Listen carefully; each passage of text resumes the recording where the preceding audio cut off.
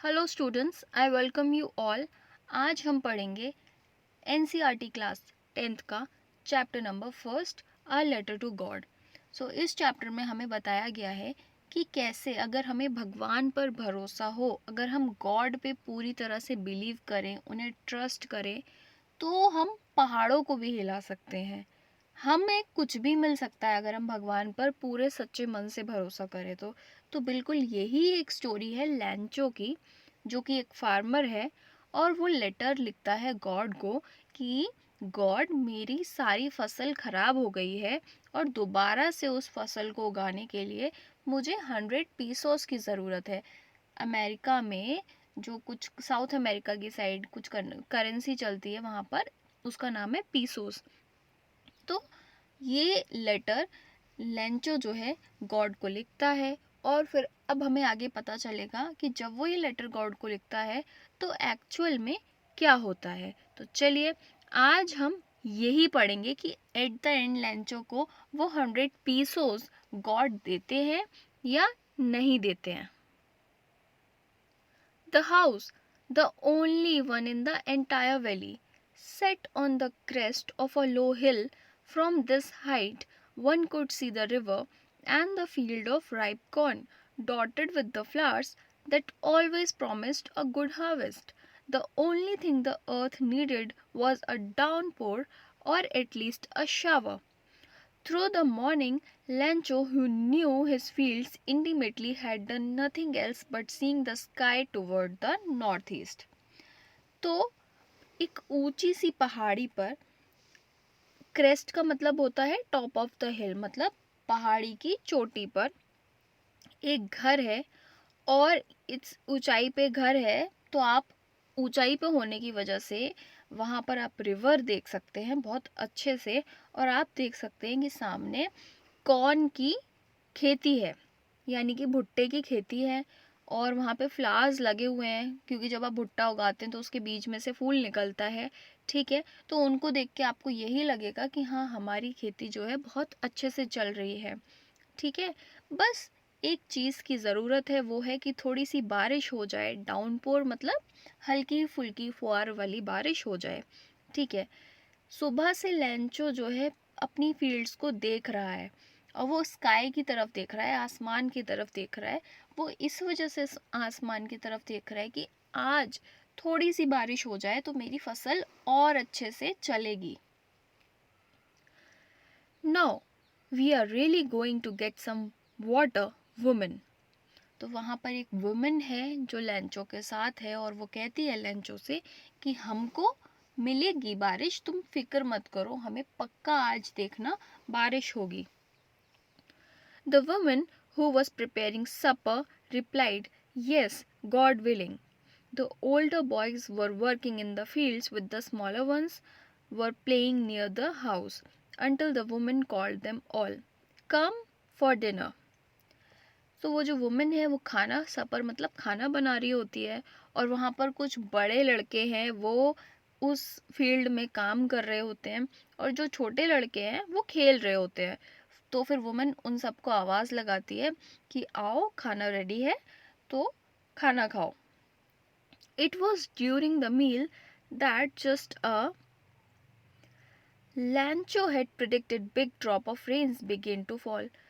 तो खाना ये लोग खा ही रहे थे कि अचानक से लैंचो देखता है कि आसमान से बूंदें गिर रही हैं, बड़ी बड़ी बूंदें गिर रही हैं बारिश की। In the north east huge mountains of cloud could be seen approaching. North east की तरफ से हम देख पा रहे थे कि बड़े बड़े बादल, एकदम काले घने बादल जो हैं लैंचो की फील्ड की तरफ आ रहे थे। The air was fresh and sweet. The men went out for no other reason than to have pleasure of feeling the rain on his body, and when he returned, he exclaimed, "These aren't raindrops falling from the sky, they are new coins. The big ones are 10 cents and the little one are 5 cents." तो बहुत प्यारी प्यारी हवा चलने लगी, एकदम fresh ताज़ी हवा चलने लगी। और तो जो आदमी थे जैसे लैंचो और वो जो लड़के थे वो बाहर निकल आए फील्ड में, जिससे कि वो इस चीज़ का मज़ा ले सकें। वो बस ये चाहते थे कि उनको बारिश महसूस हो उनकी बॉडी के ऊपर, बट जब वो बाहर निकले तो वो बोलते हैं कि अरे, ये तो बारिश की बूंदें नहीं हैं, आसमान से बारिश की बूंदें नहीं, सिक्के गिर रहे हैं। सिक्के यानी कि कॉइन्स गिर रहे हैं। जो बड़े बड़े ड्रॉप्स हैं वो 10 सेंट्स हैं, और जो छोटे वाले हैं वो 5 है। देखा कितना अजीब है, बारिश की जगह सिक्के गिर रहे हैं।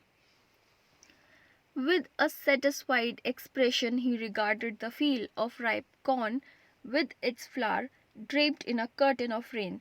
But suddenly a strong wind began to blow, and along with the rain, very large hailstone began to fall. बहुत ही सेटिस्फाइड एक्सप्रेशन था उन सब लोगों का कि अरे, अचानक से पैसा गिरने लगा आसमान से, और फिर अचानक से कुछ ऐसा होता है, बहुत तेज़ तेज़ हवा चलने लगती है, बहुत तेज़, और फिर अचानक से हवा के साथ साथ ओले गिरने लगते हैं। हेलस्टोन मतलब ओले, ठीक है। These truly did resemble new silver coins. The boys, exposing themselves to the rain, ran out to collect the frozen pearls. तो अचानक से ओले गिरने लगे, और ओले जब गिरे तो ऐसा लग रहा था कि ज़मीन पर सिल्वर कलर के कॉइन्स बिछा दिए गए हों, क्योंकि ओले जो होते हैं वो थोड़े सिल्वर वाइट कलर में होते हैं। तो जो लड़के थे वहाँ पे लैंचो के साथ में, वो बाहर निकले और वो कलेक्ट करने लगे उन सभी ओलों को। It's really getting bad now, exclaimed the man. I hope it passes quickly.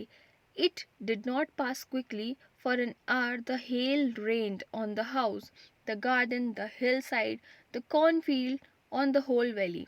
The field was white as if covered with salt. तो जो लैंचो था वो बोलता है चिंता से कि अब ये बहुत बुरा हो रहा है, मैं तो बारिश की उम्मीद कर रहा था, ये ओले कहाँ से गिरने लगे, मैं बस ये चाह रहा हूँ कि ये जल्दी जल्दी ख़त्म हो जाए।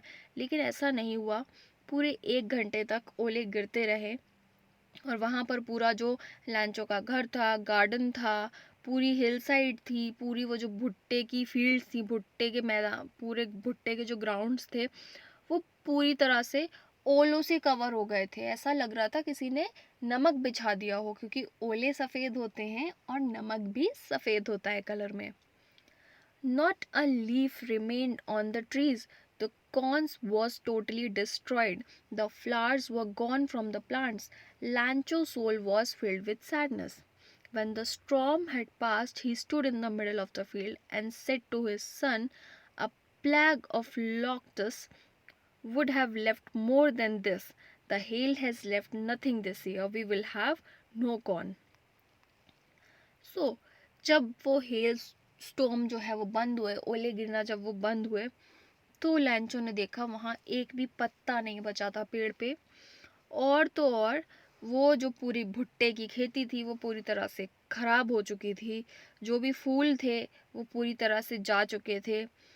लैंचो इतना ज़्यादा उदास हो गया, उसे समझ नहीं आ रहा था वो क्या करे। आखिर ये आंधी तो रुक गई है, लेकिन अब वो फील्ड के बीच में खड़ा है लैंचो, और उसे दूर दूर तक कोई पेड़ सही सलामत नहीं दिख रहा है।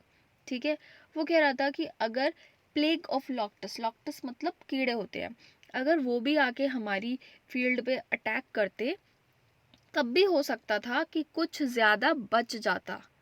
लेकिन ये जो ओले गिरे हैं, इनके गिरने की वजह से हमारा इतना नुकसान हुआ है कि मुझे नहीं लगता कि इस साल हम कॉर्न की खेती कर पाएंगे ज़रा भी। That night was a sorrowful one. All our work for nothing. There's no one who can help us. We all go hungry this year.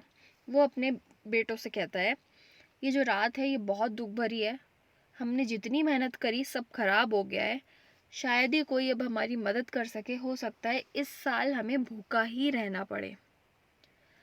But in the hearts of all who lived in the solitary house in the middle of the valley, there was a single hope, help from the God. Don't be so upset even though this seems like a total loss. Remember, no one dies for hunger. That's why they say no one dies for hunger.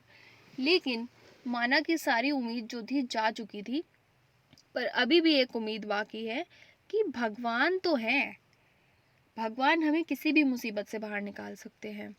तो अभी उदास मत हो, कोई भूखा नहीं मरता है, एटलीस्ट जब तक भगवान है। ऐसा तो होता ही नहीं है कि कोई भूखा मर जाए, भगवान है हमारे साथ में। So students, I hope so आपको यहाँ तक जो भी है वो समझ आया होगा, एंड इसके आगे का हम पार्ट सेकंड में करेंगे। ये इस वीडियो का पार्ट फर्स्ट था, पार्ट सेकंड में आप यहीं से कंटिन्यू कर सकते हो। Till then, thank you very much, study well, stay safe, और पार्ट सेकंड को डेफिनेटली देखिए।